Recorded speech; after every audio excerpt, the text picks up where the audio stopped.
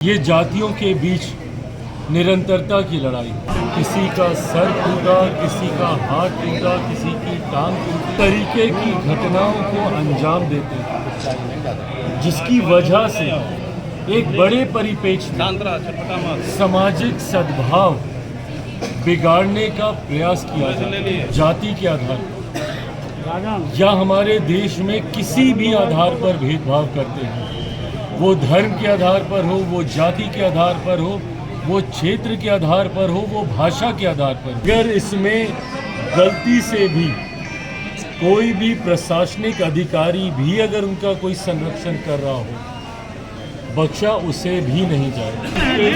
खाली आप लोगों लगा के रखिए। सामाजिक सद्भाव को बिगाड़ने की सोच के साथ कुछ असामाजिक तत्वों ने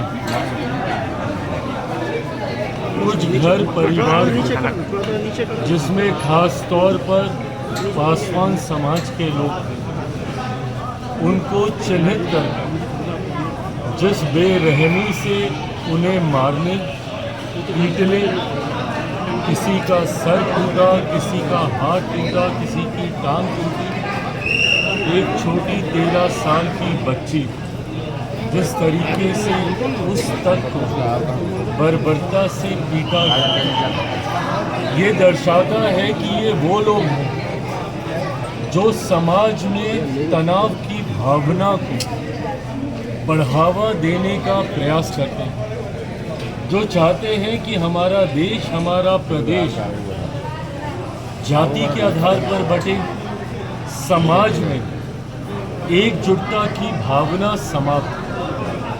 इससे उनको क्या लाभ मिलेगा मैं नहीं जानता, पर ये मुट्ठी भर ऐसे लोग हैं जो समाज में जात पात के आधार पर इस तरीके की घटनाओं को अंजाम देते हैं, जिसकी वजह से एक बड़े परिप्रेक्ष्य में सामाजिक सद्भाव बिगाड़ने का प्रयास किया जाता है। एक गांव की घटना को समाज में बड़े पक्ष पे ऐसे दिखाए गए कि जैसे ये जातियों के बीच निरंतरता की लड़ाई।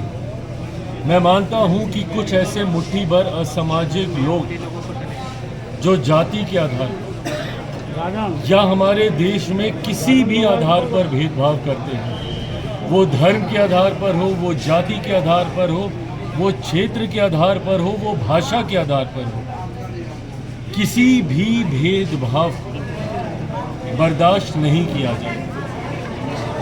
हमारे देश का संविधान देश के हर एक नागरिक को बराबरी का हक अधिकार देता है, और अगर उस हक अधिकार को कोई भी असामाजिक तत्व छीनने का कार्य करेगा तो उसे कतई बर्दाश्त नहीं किया जाएगा। आज जब ये घटना घटी है, पीड़ितों से निरंतरता में मैं, मेरी पार्टी के तमाम साथी संपर्क में रहे।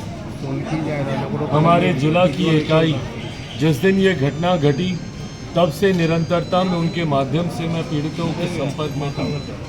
कुछ दिन पूर्व अनुसूचित जाति आयोग के अध्यक्ष मृणाल जी यहाँ पर आए थे। उसके बाद हमारी पार्टी से बिहार सरकार में मंत्री संजय पासवान जी वो यहाँ पर आए, और आज जब मैं खुद यहाँ पर आया हूँ, इतना विश्वास ज़रूर दिलाऊंगा कि जो भी दोषी है कतई उसे बख्शा नहीं जाएगा। मैं लगातार स्थानीय प्रशासन के भी संपर्क में हूँ, और अगर इसमें गलती से भी कोई भी प्रशासनिक अधिकारी भी अगर उनका कोई संरक्षण कर रहा हो, बख्शा उसे भी नहीं जाएगा। समाज में ये संदेश इस घटना के बाद देना ज़रूरी है कि जो भी सामाजिक एकता को बिगाड़ने का प्रयास करेगा, और वो भले कोई भी हो और अपने आप को वो कितना भी रसूखदार क्यों ना समझता हो, कानून सबको एक बराबर देखता है, सबके लिए एक बराबर है। ऐसे में जितने भी दोषी हैं, चुन चुन कर एक एक को कड़ी से कड़ी सज़ा दी जाएगी। इस घटना को लेकर स्थानीय एसपी ने मैं गृह मंत्री के भी संपर्क में हूँ और उनसे भी इस घटना की जानकारी जब जिला इकाई से हमको मिली और संजय पासवान जी जब यहाँ से गए, ये जानकारी हमने भी उनको दी है। अनुसूचित जाति आयोग के अध्यक्ष जब मृणाल जी यहाँ से गए, उन्होंने भी ये जानकारी दी है। और अब आज वापस जाने के बाद पुनः सम्राट चौधरी जी से बात कर इस बात को सुनिश्चित किया जाएगा कि दोषी के ऊपर अब जल्द से जल्द सख्त से सख्त कार्रवाई हो। पीड़ितों को जो नुकसान हुआ है अलग अलग क्षेत्र से, इस बात को हम लोगों ने सुनिश्चित किया है कि उनको मुआवजा मिले, भले वो अनुसूचित जाति आयोग से मुआवजा हो, सरकार के माध्यम से हो, प्रशासन के माध्यम से हो, मेरी पार्टी के माध्यम से जो सहयोग हो सके। पर ऐसे में अभी भी ज़्यादा ध्यान हमें इस बात का रखना है, यकीनन घर टूटा है। प्रशासन से आज भी बात कर शांभवी स्थानीय सांसद यहाँ पर मौजूद हैं हमारे साथ, ये भी लगातार लगी रही हैं और हम लोग इस बात का प्रयास कर रहे हैं कि इनके घर पहुँचने से पहले घर की व्यवस्था ठीक हो। पर उससे ज़्यादा ज़रूरी है कि जो डर की भावना पीड़ितों के मन में आई है, उसमें हम लोग साथ रहकर उनको डर की भावना से बाहर निकालने का हम लोग कार्य करें। ऐसे में जब ये लोग वापस भी जाएंगे तब भी हमारी पार्टी के तमाम साथीगण इनके साथ, इनके आसपास रहेंगे और इस बात को सुनिश्चित किया जाएगा कि भविष्य में इनके साथ कोई ऐसी घटना ना घटे। सर, पैसा मांगने को, मजदूरी मांगने को लेके ये पूरी घटना हुई, आप किस रूप में देखते हैं? एक तो गरीब परिवार से आते हैं और उनका बकाया पैसा नहीं दिया जाता, उसके बदले जो है इस तरह की घटना होती है। क्या इसको किस रूप में देख रहे हैं? कोई अपने हक अधिकार की बात करे और उसको आप न्याय दिलाने की बजाय आप उनके साथ इस तरीके की घटना को अंजाम दें, ये सरासर निंदनीय है और बर्दाश्त नहीं किया जा सकता। ऐसे में जैसा मैंने कहा कि जो भी दोषी है